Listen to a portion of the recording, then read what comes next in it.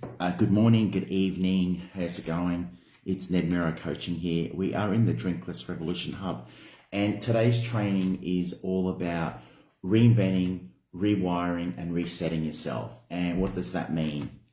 Basically, it means that no matter if you're a binge drinker, if you're an emotional drinker, a trauma drinker, a grey area drinker, a solo drinker, like a stress drinker, like someone that just drinks and that's got that cognitive dissonance happening where, you don't want to drink in the morning, but in the afternoon you do want to drink, and then you end up drinking and then berating yourself the next morning, and then you say to yourself, you're not going to drink. And then it comes by the afternoon, you're drinking again, right? So you've got that cognitive dissonance, no matter what type of drinker you are. And if you are someone that wants to stop that, right, you have to go through a process, right? And I'll use the analogy of the relationship that you've had in the past with other people. Have you ever had this experience where you have a relationship with a certain person and you go, right, I'm going to leave that person and I'm going to find another relationship. And that other relationship is with a different person, but it's the same type of relationship. There's still those same challenges going on. So you leave that person and you go to another person and you're thinking, oh, it's a different person, but the same difficulties, the same type of things are going on in that same relationship, right? So the constant is the change, or the reinvention has to happen within you. And it's very much like with alcohol. If you just want to put the bottle down and say, right, I'm going to change my drinking habits, right? There's a 3-step process that is really imperative that you do, no matter what you do. The first step is all the emotional, right? And no matter what type of drinker you are, there is emotion tied to it.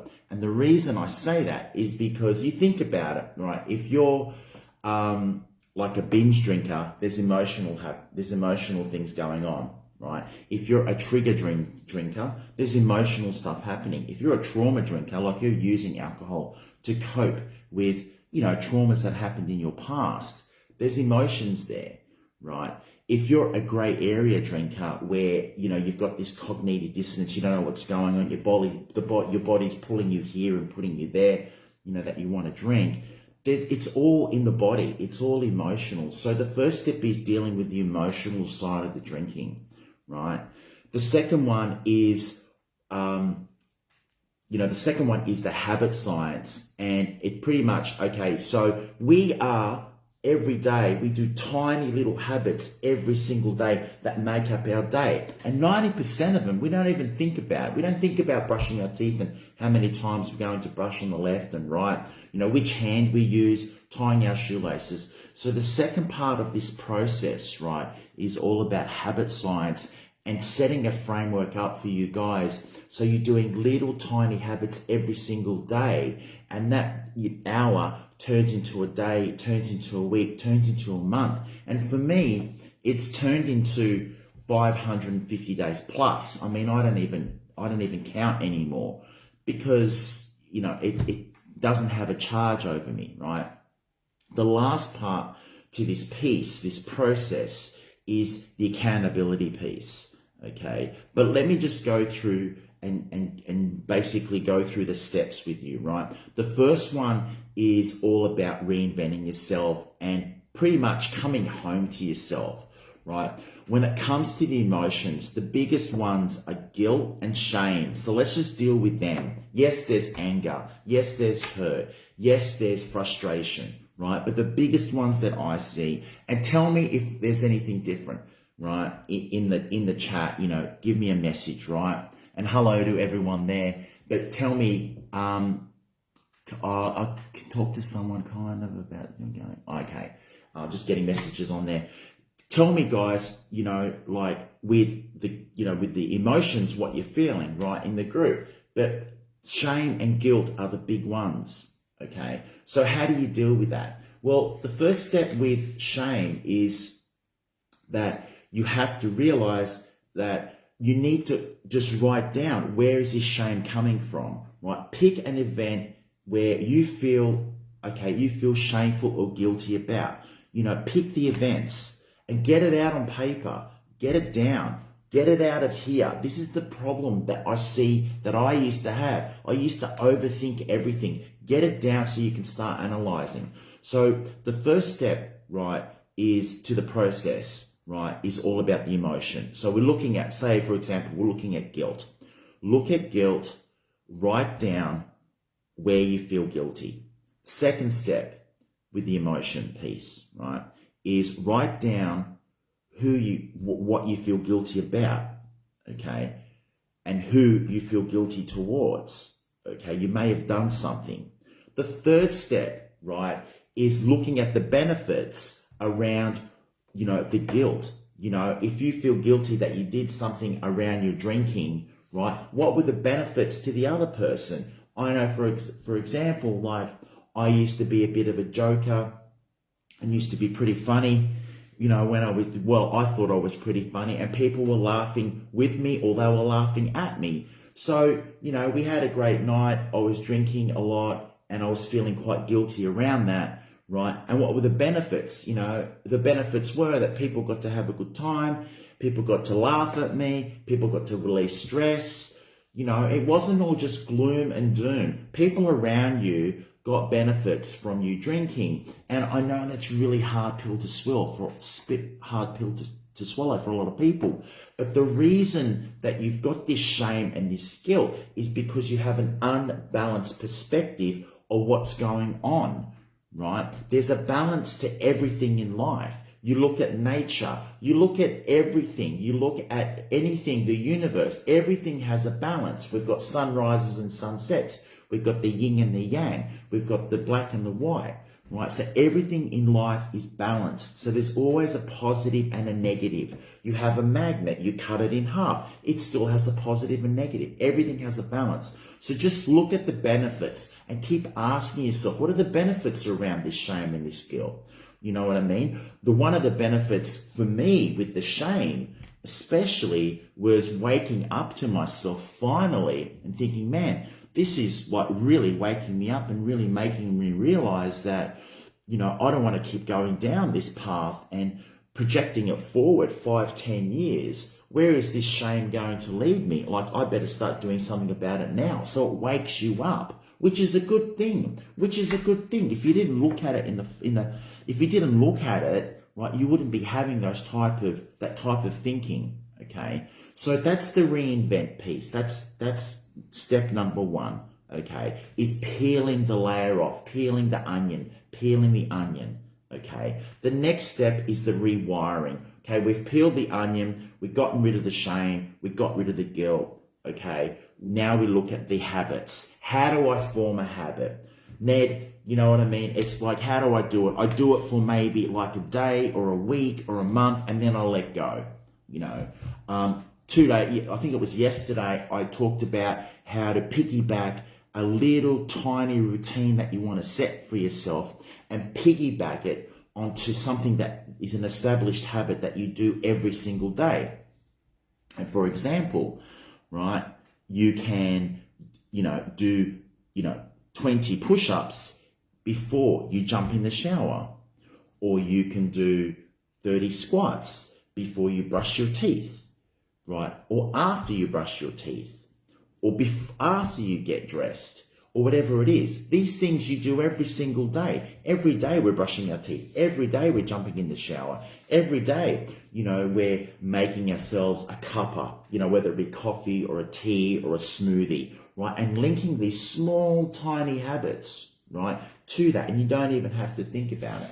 Okay, but how do you set your habit? Okay, this is a powerful technique of how to set your habits, and I'll get into real detail now. The first step to know is that around your drinking, because this is why we're in the group, right? The first step is, again, gaining balance with what you want to do. The first step is looking at if you are drinking, write down, right, what are the advantages of drinking? Get it all down. There are advantages of why you drink. Asking that question is a counterintuitive question. Why do I want to ask myself why I drink? What are the advantages of me drinking? Right? Because you want to get a balanced perspective. Again, most of our biases are going towards, oh my God, I'm drinking again. This is not great. I'm feeling like crap. The people around me don't like what I'm doing and everything like that. And it's all this one-sidedness, right? We want to balance it, because if you have a unbalanced perspective of what's going on in your life, your subconscious is being fed by that. And what that is that you're programming yourself, right, to be like this even more and more and more. So by balancing the equation on your perception of drinking, you start to release that programming, okay? So the first step, right, with the rewiring process is asking yourself, what are the advantages of me drinking? The advantages of me drinking was I got to chill out at the end of the night and forget about my working day. The advantages of me drinking was I forgot to forget about certain people in my life. The advantages of me drinking was I forgot about life. I forgot I was on another universe, right? I didn't want to be on this planet, right? So some of them are pretty dark advantages, but they are advantages, right? But step 2 is write down the advantages of going alcohol free for 30 days, and write it down, the advantages of going alcohol free in your career, in your business, in your health, in your relationships, in your spirituality, in your wealth, with your children, for your mental state, for your clarity. Write them all down. So if you've got 5 advantages of drinking, write down 5 advantages of going alcohol free, and write down 10 times as many. Start to stack it in that favor of, wow, I'm getting dopamine over here of why I'm drinking, okay? Now, I'm making this other list, and look at this. I've got 50 reasons of why going alcohol free would be great. And I've got dopamine in all these other areas, right? All these other areas in my business. What would it do for my clarity? What would it do for me connecting with my partner? How would I connect with my children? How would I connect with myself? Right? So that's step number 2. Step number 3 is the biggest force in the universe, right? So where am I at with this training? Okay, we're at piece number 2, which is the rewiring, the habit science. So step number 3 in this piece, we've gone through step number 1, which is the advantages of drinking. Step number 2, the advantages of going alcohol free. Now, step number 3 is the biggest force in the universe, which is your values, why you're driven to do what you do. There are certain things that you do in your life that you love to do that you don't even have to think about it. You're not disciplined around it. You just do them. Right? So what is life demonstrating to you? How do you fill your space? What do you love to listen to? What do you love to talk about? What do you love to read? What inspires you? What type of movies inspires you? Books inspires you? Activities inspire you? Okay. And so write all that down. You're starting to learn more and more about yourself. I know when I did this exercise, I learned a lot about myself, and your values can change. Okay. But you want to write down what you love doing and pick the 1 or 2 that you love doing, right? And then after step 3, go to step 4, which is linking, step 4 is your goal setting, where you decide and say, right, here's my calendar. I've got this matrix in front of you. I've got the dates, the days at the front, and I've got the weeks, and I've got 28 days in front of me, okay? And my goal is to be alcohol free for 28 days. And that's my goal, okay? And so what you do is you go to step 5 and you link your value, what you really love to do, whether it's surfing, whether it's going for hikes again, whether it's doing yoga, whatever it is, you do it in your craving hour, that 60 minutes or 15 minutes or 5 minutes, that is usually a craving hour, right? And you link it to your goal. You go, right, this is what I love to do. This is my goal, and I'm going to go for it. Okay. This isn't a beautiful analogy. It's like for the ladies out there when they're getting married. Okay. Now, if the lady that is getting married doesn't like to exercise, but she's getting married in 3 months' time, and she bought her wedding dress, and it's up there on the wall, and she bought a size too small, right? Because she really wants to look amazing on her wedding day, of course, right? So she basically has that goal of looking amazing on her wedding day, and her value, which is now very, very high on her hierarchy, is exercise. Exercise, exercise, exercise will get me, and eating right, but exercise right will get me toned and will get me losing weight so I can fit in that wedding dress. Okay. So and she's going to do it. She's going to do it she's not going to drink on a Friday night. On a Saturday morning, she's going to be exercising. She won't be going out partying 2 weeks out of her wedding, right? Unless it's a hen's night, right? Probably not. But she's not going to go out partying and drinking and eating, right? 2 weeks out of her wedding, right? On a Saturday night, because on a Sunday, she's going to be going to bed. She's going to be doing her beauty routine, because on Sunday morning, she's going to be doing her exercise. Why? Because she's intrinsically driven to do the highest value that is within her, right? The less important things in your life are extrinsic, meaning that they're external from you. You're driven by external circumstances. The more importance in your life, the more intrinsically you'll be driven. And this lady with the wedding dress, right, and getting married, she's got a lot of drive, right? And she's going to look beautiful on her wedding day, okay?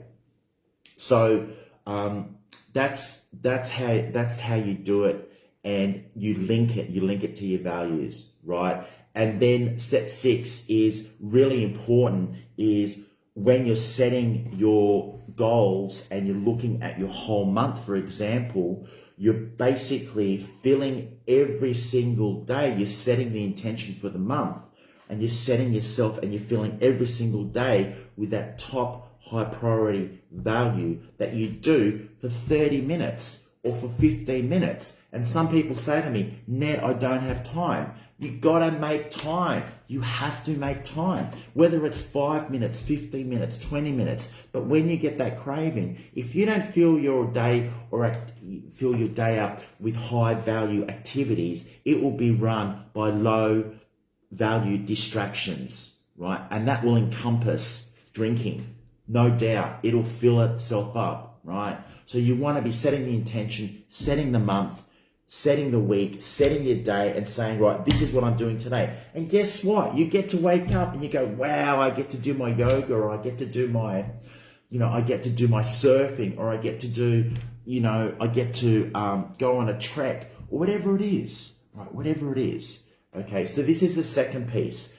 Okay. This is the second piece, which was the rewiring, talking about habit science. Okay. The first piece was the reinventing, peeling away the onion, coming home to yourself. So all about the emotional and balancing the emotional perspective that you have around your drinking, right? With the shame and the guilt. The second part was the habit science, and it was how to set habits, the process of setting this habit, okay? And the last piece I wanted to talk about was, you can set the intentions and you can go for it, okay? And 95% of people, from doing this and from working with clients, right, with my hypnotherapy as well for the last, 5 years, what I see is that what really, lights a fire under people is that if they have a community, because we're tribal people anyway, but if we have a community around us, if we have accountability, because I know when I was going through my drinking, right, I tried so many times to stop, and I failed, and I did it in silence, and there was so much shame and so much guilt, and it would build up in me, and I would release it with the drinking, but then it would be making it worse, and it was this downward spiral. And I finally said, stuff it. I'm going to do it, and I'm going to be accountable, and I'm going to do it with 20 other people, and we're going to do a challenge together, right? And I'm going to do it for 30 days. And I knew that I gave up on myself so many times when I wanted to try and stop drinking. I gave up on myself so many times. I gave up on my children so many times. But when I did the 30-day challenge, right, I didn't give up on those other people because I was doing it for them. I was doing it for other people as well because I knew that they needed help. And I don't know if everyone feels like this, but when you're with like-minded people and you're on the same path, right, and someone takes up the slack, it's a really beautiful process of being able to lean on someone else and someone leans on you, and then some days you're strong, some days you're weak. This isn't a linear process, guys. It does go up and down, but what it does demonstrate is that we are, tribal people, and being accountable and taking action every single day and saying and doing what you're saying that you do, and just going for it. Like I'm 53 next year, right? And they say the life expectancy of a male in Australia is 83, okay? So that's 30 years for me, right? And if I take out sleep, I pretty much got 7,000 days on this planet. And then I'm gone. I'm gone from this planet. I'm gone from my children, and hopefully I'll leave some form of legacy for them, right? But life is so short. 7,000 days is not a long time to do what you have to do in this life. Let's get rid of this drinking. Let's start setting goals. Let's start reinventing ourselves. Let's start coming home to ourselves. And let's start doing and learning about this habit science and learning about, like getting accountable and being with people so we can get on with our life and do what we really want to do. Start making our heart sing. This makes my heart sing. Helping people around drinking and helping them to stop, to quit, and get on with their life and remove the trauma from their life so they can get on with their life, is what lights me up. Okay. So that's the training, and it was all about reinventing, rewiring, and finally the accountability piece, which was resetting yourself and getting accountable. And I hope you guys took away something from this training. Let me know in the comments if you did. And if you want to go deeper on this, I do offer free coaching sessions to see if we're a fit that we can work together. I would love for anyone that feels like they're ready, and you have to be ready with this, right? But if you feel like you're ready to go for it, to take the next step, then please just reach out for a chat. I won't bite. I'm pretty easy to approach and to chat and to talk to. And I would love to help anyone that just wants some clarity around their drinking. If anything, just a bit of clarity. So please reach out. But thank you so much for watching. It's Ned Miro signing off here. And I'll catch you in the group. All right, guys. All the best. And bye for now.